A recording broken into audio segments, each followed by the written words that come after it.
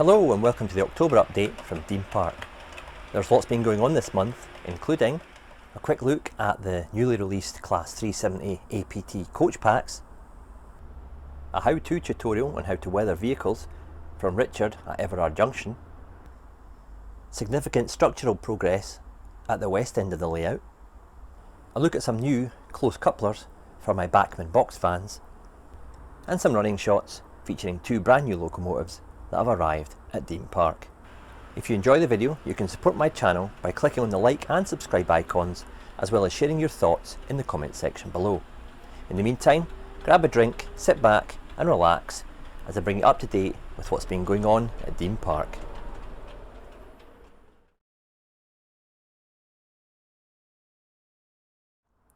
The APT was announced as part of Hornby's 2020 centenary celebrations.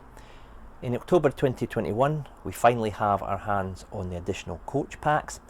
I'll take a closer look and give you my initial thoughts on this new product. I've got the 7-car APT on pre-order, and you can add the 4 coach packs, each with 2 coaches, to make up a prototypical 14-car train. You might be thinking, well, 8 plus 7 is not 14, Dave, but within the 7-car pack is a development vehicle that you wouldn't actually use on the prototypical rake, so hence you've got the 15 as opposed to the 14. I'll take a closer look. First off, what strikes me with these is the all cardboard container. It's kind of like an egg carton container. Okay, the coaches themselves are very well secured within that packaging, and nice soft touch plastic will stop them rubbing on the harsher cardboard. Okay, first off, I've got to point out that at the moment these are of no use to me. Why? Well, I've no drive-in cabs for the ends of the train, and I've no motorised unit to power it from the middle. Because these are on articulated bogies, as you can see at the right hand side, the bogie comes out from the coach and will be attached to the next coach in the rake, whereas we've not got any bogie here because obviously the one at the left hand side will have the bogie to attach to this. So you've got to couple them all together to get the train sitting correctly on the track. I wouldn't advise you leaving it sitting like this on the track. 1, you're going to mark it on the bottom, and 2, the bogey's sitting at an angle which ain't going to be any good for the actual mechanism. First impressions regarding the quality of finish. I'm very impressed by this actually. I've been pretty critical of Hornby recently for the lack of quality and quality assurance basically on their products. You know, marks or on the paint or marks in the moulding, dust in the paint, and just a general lack of care from the actual factory. Nothing to do with the design of these things. Hornby still design very good products. It's just they're let down by the factory. However, in this case, I have to say I've had no issues with the paint quality, the assembly, or indeed the actual details on the moulding. I'm pretty impressed by the whole package. The actual shades of paint used are pretty good actually. It's not as creamy as say the lower edge of a Hornby Mark III in Intercity Swallow. It's just kind of got that colder grey appearance to it that the actual APT had in service. It does look a bit greeny on the camera, but I can assure you that there's no greeny tinge in the actual finish. Well, not from my eyesight anyway. One thing that struck me is the open vestibule ends. I'm thinking, well, why did they do that? You can see into obviously the little corridor connection, which is great, but I don't know why they just didn't box them off as they do with all the other coaches. Of course they wouldn't be closed in real life, but when it goes around the track you can see right in the train. So I would have preferred them just to actually have it boxed off, which would have helped with the next issue that I'm going to highlight. First off, it's great that Hornby have gone to the lengths of giving us interior lights for this APT. It shows off the fairly detailed, but at the same time self-coloured red plastic interior of the standard class, and the first class areas have a blue plastic, and that kind of relates to the prototype because back on the actual APT the first class areas had this kind of blue tartan seating. One big uh-oh is this massive capacitor that takes up almost one full section of seating at the end of each coach. Now we know why the capacitor's there. If the train or the coach should go over a dead or a dirty section of track, it's going to keep the lights on and prevent them flickering. So it's good that they've included a capacitor. However, I don't know why they've used such a big one, or indeed not tried to hide it somewhere else on the coach. If they'd closed off the vestibule ends, they could have quite easily put the capacitor hidden in this vestibule and the toilet kind of area of the coach, so you wouldn't see it through the passenger saloon. Looking into the coaches, I don't know if there'd be room to fit that size of capacitor underneath the seating area, so they might have obviously had to use a smaller capacitor or several smaller capacitors to keep the lights on. I've got lights in my Hornby Mark III from a few years ago, and when you take them off the track or power is interrupted, the lights stay on for a period of time. However, with the APT, as soon as you take the coach away from power, the lights go off. So there's no kind of delay or fail-safe there. If it does go over a dead piece of track or a dirty piece of track, the lights are going to stay on. So a question, I'm not an electrical expert or an electronic guru, but why is the capacitor actually there? I'll do a full review on the APT when I've got all the parts and it's entered service here at Dean Park. But I thought I'd just give you a little snippet on the parts I had so far to let you have a look at the livery and the tooling of this brand new Hornby APT. If you have any thoughts on this model, please enter them in the comment section below.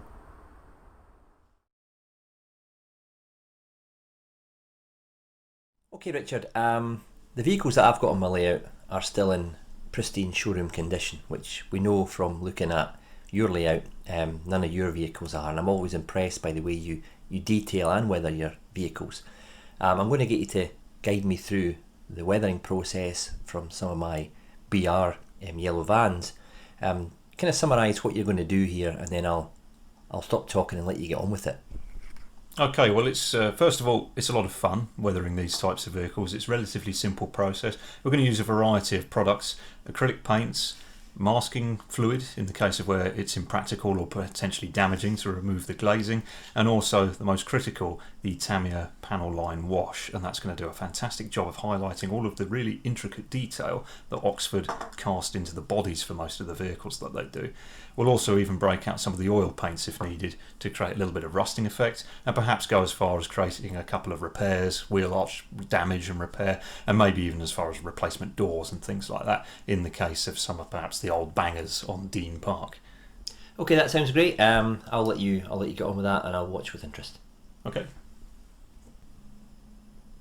So you're using the panel line there, and you're just dabbing it into the surface, and it's just using a capillary action to flow around the panel line. Yeah, that's it. It's fairly straightforward. Don't have to be too careful, because once this is dried, you can use enamel thinner to wipe anything off of the surface, and it's best doing this on a gloss finish, as the panel line wash is really going to flow around the van a lot easier than, say, if we varnish this with a matte varnish or satin varnish first. So just highlight it. You see all these little details are suddenly starting to show themselves. Yeah. It really just picks out all the detail on the van. And some of these vehicles are actually very well detailed, and in a lot of cases it sort of gets lost in the paintwork. So we'll just put a big daub of all the way along the bottom there. You can see all this fluting along here, and we didn't even know it was there. There's even some around the bumper here. How long does the panel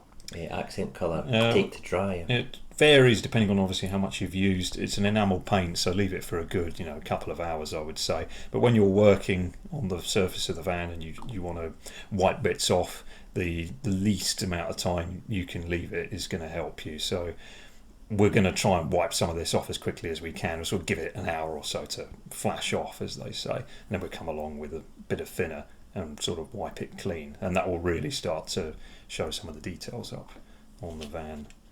It's the same with the roof. So much detail on the roof, and you just don't really know any of it's there. And you don't have to be precious about getting this absolutely perfect.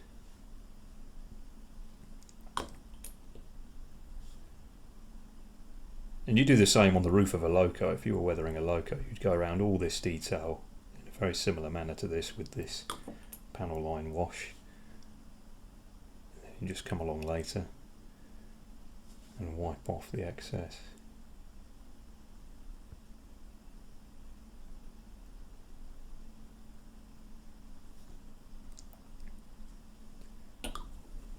You've now moved on to doing the Sherpa van. I see that the panel accent lines. It's a lot neater. What's the reason for that? It's just the amount of paint that the model has been painted with. So these are all Oxford die-cast models, and some of them can have a lot of top coat on them, a lot of yellow in this case. But I find with the Sherpa vans, the panel line's very crisp. It seems to have a little bit of a thinner application, and that just lets the panel wash flow really nicely into the model, and it just makes for a little bit neater job. So we won't need to do quite so much washing with the enamel thinners once this is flashed off.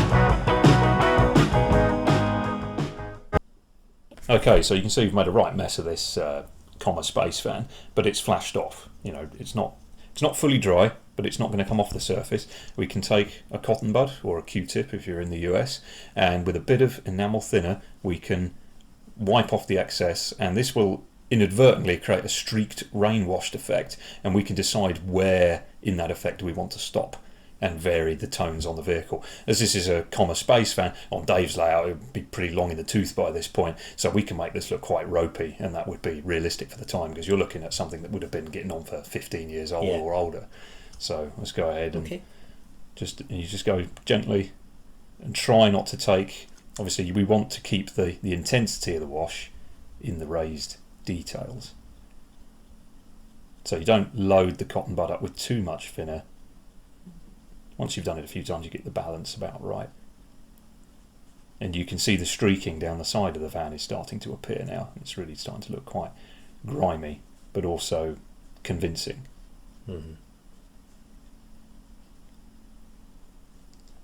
Make sure you rotate the cotton bud as you go, just so you get a clean bit to soak up the excess paint, and eventually this will be no good. Turn it around, use the other end, and then get a new one. So you will get through quite a few of them, but it's the best way to do it, I've found so far.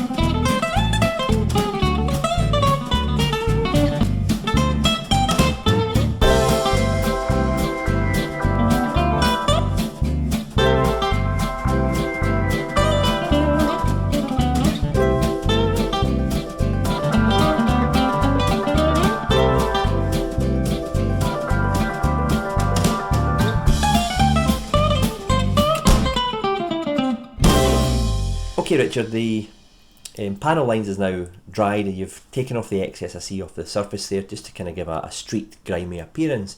What are you going to do now?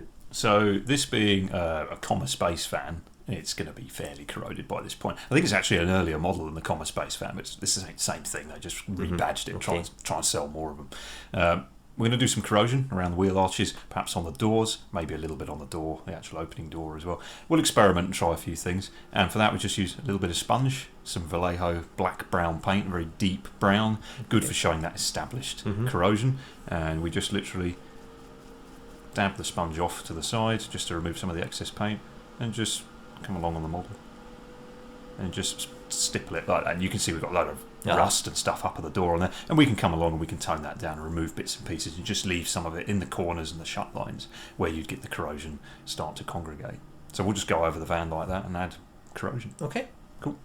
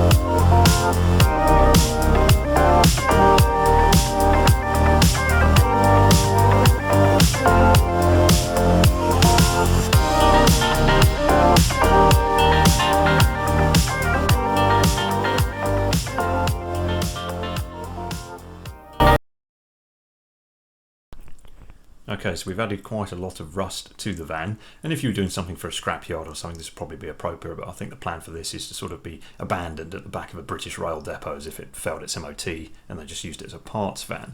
So we want some corrosion, but perhaps this is a little bit too much.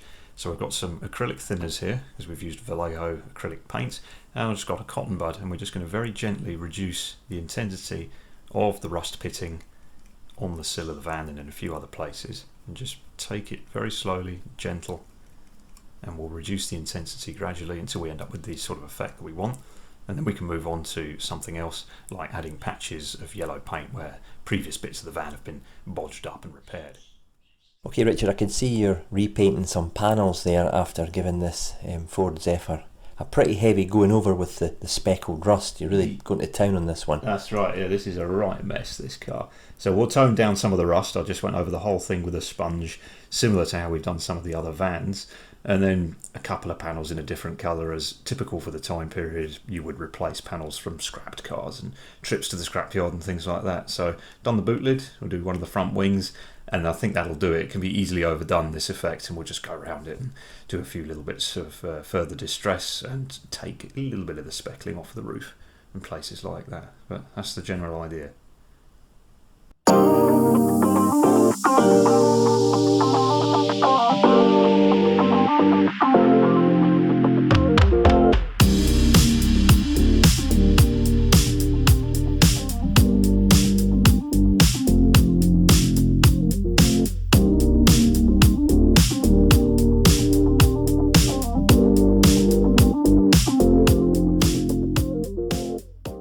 Right, while Richard gets busy with the detailing of the vehicles, I'm going to look at some areas where I'm going to repaint a particular panel. On the vehicle at the right, you've got the back door that's going to be replaced, and the one on the left, we've got a lower panel on the sliding or the hinged door. Obviously the vehicle on the right has got a window. For this, you've got to obviously mask it up. It's very difficult to use Tamiya masking tape, so as Richard alluded to earlier, he's got some liquid mask. It's basically the same as the Humbrol version of Maskol, and you just apply it. I applied it with a cotton bud into the window, and it dries a kind of bluey purple colour if you're using the Maskol, but in this case it's a kind of greeny tinge, and you probably can't see it there because of the dark glazing anyway. So what I'm going to do now is I'm going to just use some I think rail yellow. I'm just going to spray over the doors and then unmask it, and it'll look like a panel that's been replaced. Right, as you can see, I've given that a nice even coat of rail match, and it's faded warning yellow, so it's not going to be a bright yellow, more of a faded, and that will give a matte finish. However, that doesn't matter, because when we go over it with the satin top coat for the whole of the van, it will blend it in and look more realistic. I tend to find the high gloss here is good for adding the panel lines, as Richard and I have been doing. However, it's very unrealistic for a finished vehicle. Right, we've now moved to the shed, and we're going to apply a finishing top coat of varnish on these. So we've got obviously the Sherpa vans and the Transit in front of us here. What varnish are we using on this, Richard? So as these are typically slightly newer vehicles, they're going to be in better condition. We're going to use a satin varnish, so we're still going to get a little bit of a sheen in the paint, but it's just going to take down that very aggressive gloss coat that we've got from the factory finish on the Oxford model. And obviously we've done the weathering, a little bit of rust and the panel line, and that looks quite effective, but then the paint between those weathered areas is very, very high gloss. So I always like to go ahead with a satin varnish on vehicles like this, and then vehicles that are perhaps in worse condition with more severe weathering, like the comma vans that we did earlier, they can go into a matte varnish, and then we'll get a nice variety of vehicles at the depot, with some having a bit of gloss to the paintwork and others looking rather more run down. Okay. And we're using Rail Match satin varnish thinned down with some enamel thinners here, and I've got about maybe 25 psi on the airbrush, and I say Richard's going to just give them a very light covering to tone down that gloss finish.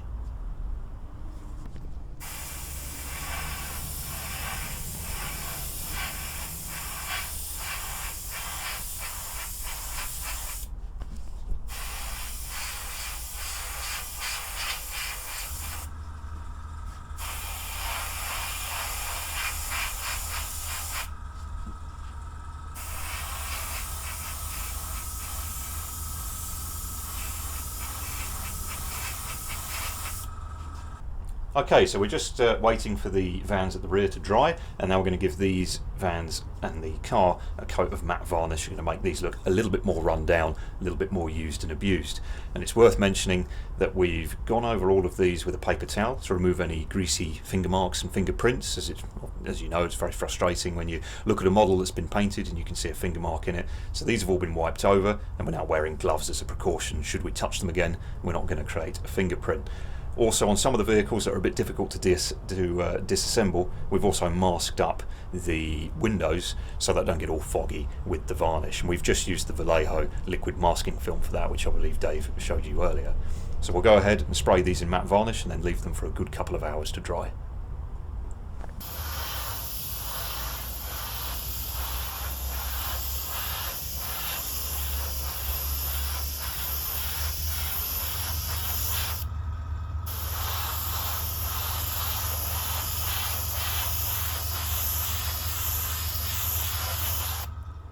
That's the vehicles now reassembled and back on the layout, and from where I'm standing it's a vast improvement on the ex-showroom and glossy vehicles that I had prior to the work that Richard and I carried out on them.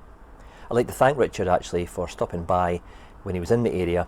He spent a day here showing me the techniques that he employs on his vehicles, so I'm very appreciative for that. It's always good to have a fellow modeller pop by and show you some new techniques.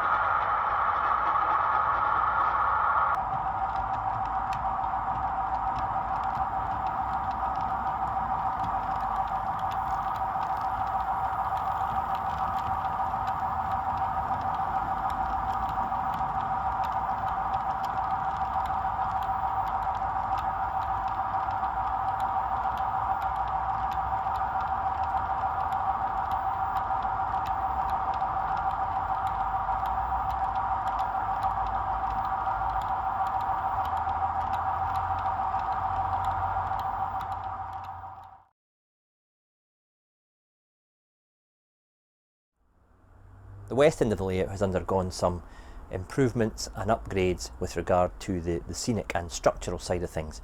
Obviously I've put new baseboards in position here, and they're not fixed down yet because I've still got to balance the tracks that go into the tunnels and underneath the raised section. However, what I'll do with this section is take you back to the beginning of the work, which started with paper templates, worked through to hardboard mock-ups, and then finally to the cutting and placing of these new birch plywood raised sections. This will give you a better indication of the template. Obviously I've got the 90-degree bit there where it follows the edge of the baseboard. I've got the curve which follows the curve of the upper main lines, and I'll be shaping the ends around about here and obviously there, so not just unrealistic blunt ends. This will probably afford you a better view of the actual raised section where it's in place. It's a very big section and a very large area in which to scenically complete.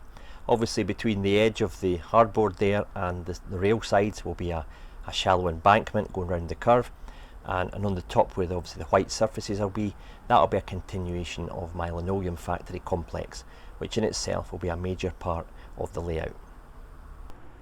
This piece of ply here is the same height as the upper main line. Now the reason I've put this section in here before putting another section on top is that when I put the upper section in place, there's very little area to anchor it in these areas at track level, because of the tracks run quite close to the section. So this is basically to give me another platform for foundation of these legs so that I can get a nice stable upper section. This doesn't inhibit me accessing the track for cleaning or maintenance, so it's a nice kind of foundation, if you like, to then build up the top layer. You'll see here with the end of it where the tunnel portal will go, and you can see the retaining wall there where it'll end, and the portal will go across at 90 degrees. This view here will give you an indication into the access that I've got to the tracks below. This bit of ply will be screwed to the legs of the main uprights there, and that will just allow me to remove it until I'm happy with it, and then before obviously adding the top layer. These small legs here, which will hold the upper layer, they'll just be glued onto this baseboard, and then the baseboard above will be screwed onto those. As I said, I'd be rounding off the edges so it wasn't just a blunt edge, and I've just used some Woodland Scenics shaper sheet here to give a rough indication of the landscape as it will kind of flow into the track. It's just a rough draft. It's not going to obviously just suddenly stop there. I'll take the slope down towards the end of the track and the back of the portal.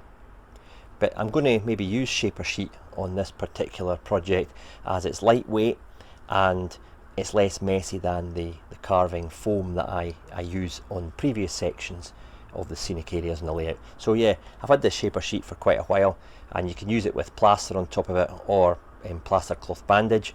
So that's probably actually the technique that I'm going to use on top of this.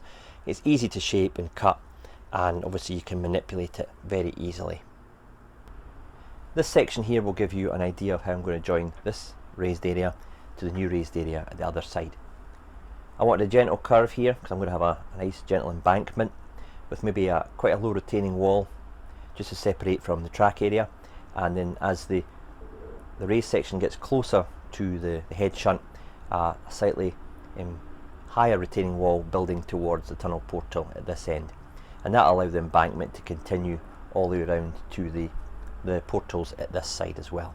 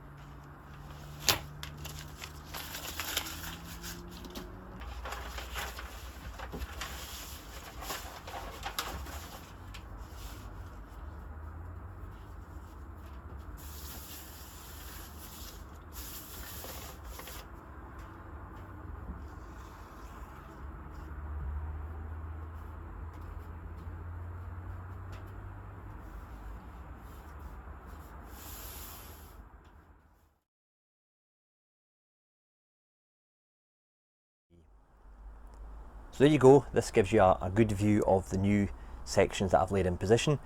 We've got two lower sections and we've got the two uppers. To do it in one piece would have been impossible to get it up the loft. Obviously I do all my jigsawing downstairs where it's a bit cleaner and all my sanding. I I cut this on my table saw as well, so I get a nice clean edge to it. Obviously what I've got to do now is fix these onto the legs. The legs themselves actually aren't fixed to the lower baseboard yet, and then what I'll be doing is starting to plan out the factory for that. Another aspect that I took into consideration when cutting these boards to size was the fact that I wanted to put a facing along here with some ply so you don't see all these uprights when it's done. So for that I've set back the edge of this ply 6mm from the edge of this main baseboard. So when I take a bit of plywood, it can be cut to size, and when it's put in position, it is not only tight against the top, it's also flush against the bottom. So I'll screw that in position, so if I ever do need to get access underneath the actual factory baseboard for wiring for lights and stuff like that, I can easily unscrew the facing and get access that way.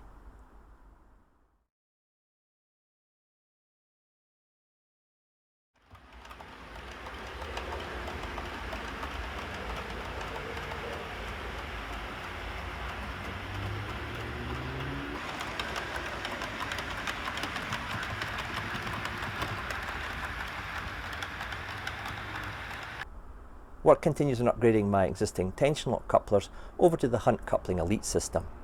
The beauty of this magnetic system is that it is non-polarity specific, so it doesn't really matter which way you have the coach or the wagon in relation to the adjacent ones. I have used close stepped couplers for the Bachmann box fans, and they do bring the wagons closer together than, say, the standard tension lock coupler. You do even get more ultra close ones. If you want to know more information, please click on the link in the description below.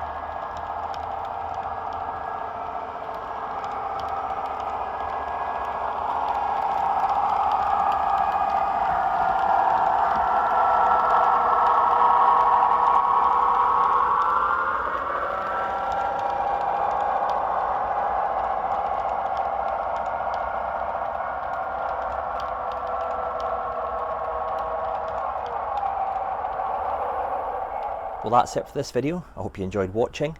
If you have any comments, please post in the comment section below. In the meantime, stay safe. Thanks for watching. Cheers for now.